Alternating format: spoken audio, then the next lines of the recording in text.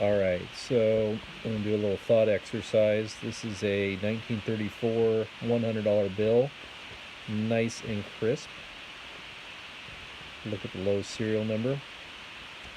About a year ago, I was at the bank and the teller asked me if I was interested in some old $100 bills. So I said, sure, let me take a look at them. And so she brought them over, and there was 10 of them. And at the time, I should have taken all 10. I know it's kind of dumb. But so I took these $100 bills that are crisp, brand new $100 bills that somebody had held on to since 1934, I assume, since they don't have a single fold in them. And like I said, I wish I would have grabbed all 10 of them and sold them on eBay. So it saved me there. But if my understanding is correct, when these bills were issued, they were replacement bills for the recall of the gold. So somebody turned in 50 1 ounce $20 gold pieces and got these crisp $100 bills, and then proceeded to just put them in their safe or whatever the heck they did with them.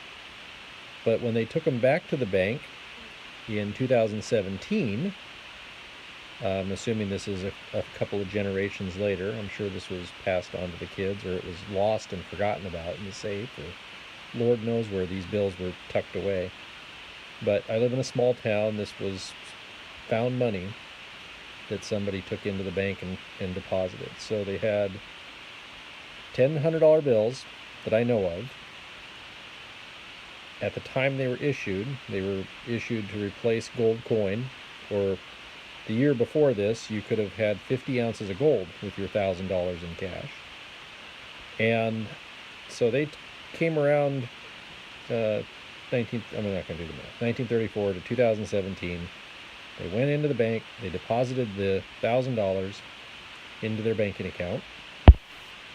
And if they would have just forgotten about their $1,000 in money and left it in gold coins sitting in their safe, they would have had 50 ounces of gold.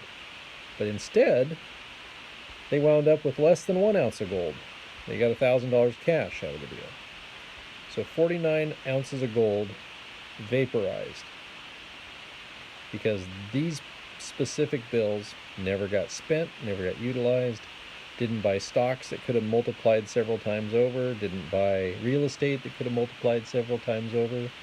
1934 in my area, you could have bought beachfront property for around $100 an acre, and that property now is worth $250,000 an acre. So real estate would have been a much better investment with that $100 bill. But this particular $100 bill sat in somebody's safe and didn't do anything from 1934 until it got turned in.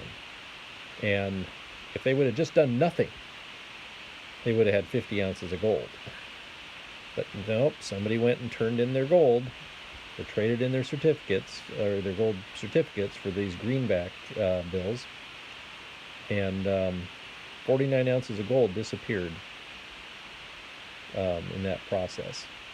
And obviously it would have been a much better deal if they would have taken that $100 bill and bought a piece of beachfront property. Would have been a 250 to 1 return minus property taxes.